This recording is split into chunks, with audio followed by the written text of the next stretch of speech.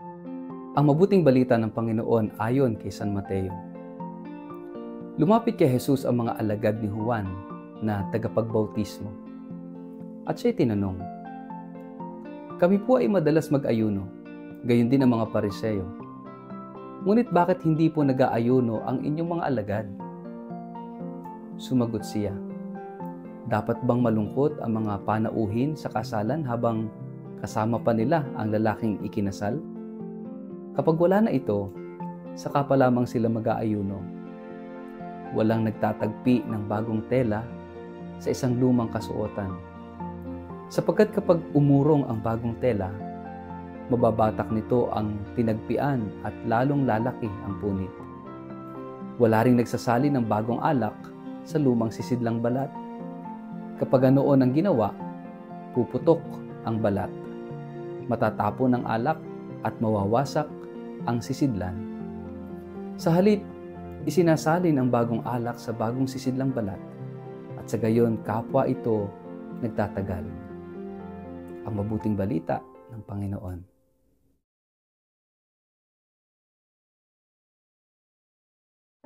Mapagpalang araw sa inyong lahat. Welcome po sa ating Gospel in a Nutshell.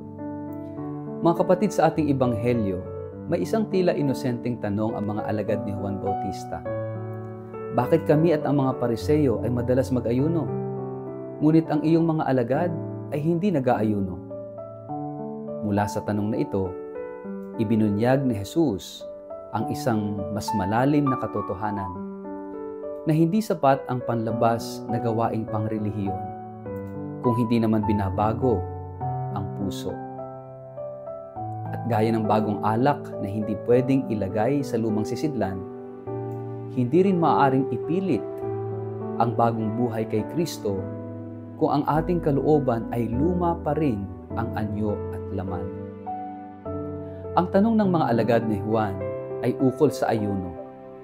Sa panahong iyon, ang pag-aayuno ay isang mahalagang gawi ng mga relihiyoso. Ngunit para kay Jesus, hindi ito isang obligasyon na basta lamang ginagawa. Ito ay dapat bunga ng tamang panahon at tamang saloobin.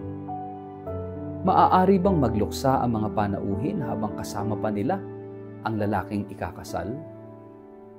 Ipinapahiwatig ni Jesus na ang kanyang presensya ay simula ng bagong panahon, isang panahon ng kasayahan, pag-asa at pagbabagong buhay.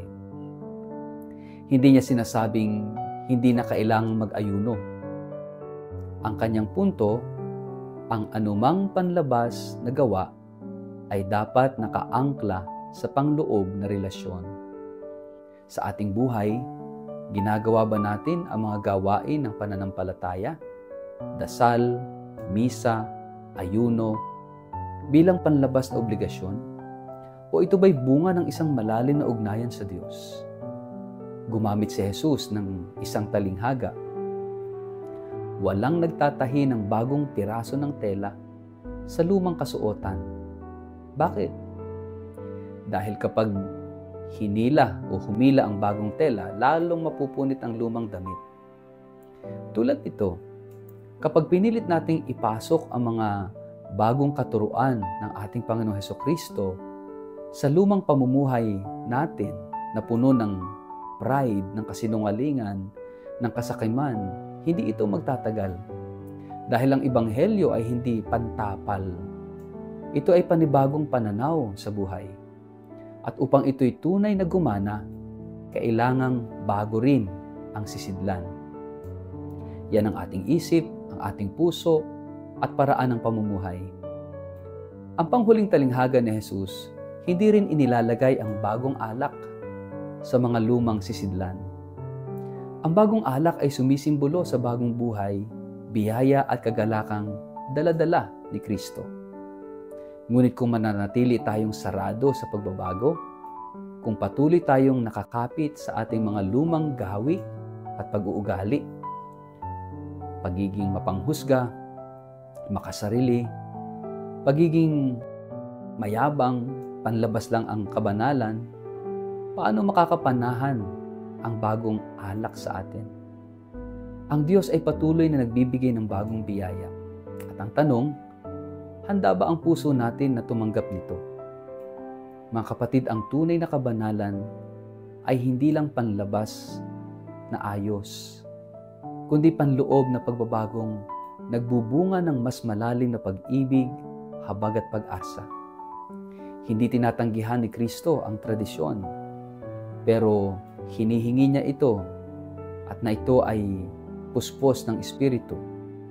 Hindi lang ng ritual, kundi kung gusto nating maranasan ang tunay na pagbabago, kailangan nating hayaang baguhin ng Diyos ang ating sisidlan, ang ating kalooban. Ako ba ay bagong sisidlan na handang tumanggap ng bagong alak ng biyaya at pagbabago mula sa kay Kristo? O ako ba ay sarado pa rin sa panawagan ng pagbabagong kalooban? Sa ngalan ng Ama, ng Anak at ng Espiritu Santo. Amen. Panginoong Hesus, Ikaw ang bagong alak ng buhay at pag-asa. Linisin mo ang lumang sisidlan ng aking puso. Mga ugaling ayaw magbago, mga damdaming puno ng galit o ng takot. Mga paniniwalang humahadlang sa iyong biyaya. Gawin mong bago ang puso ko upang tunay na maranasan ang kagalakan ng bagong buhay sa iyo. Gamitin mo ako bilang sisidlan ng pag-ibig at habag para sa aming kapwa, para sa iba. Amen. Pagpalaan kayo't ingatan ng makapangyarihang Diyos, Ama, Anak at Espiritu Santo. Amen.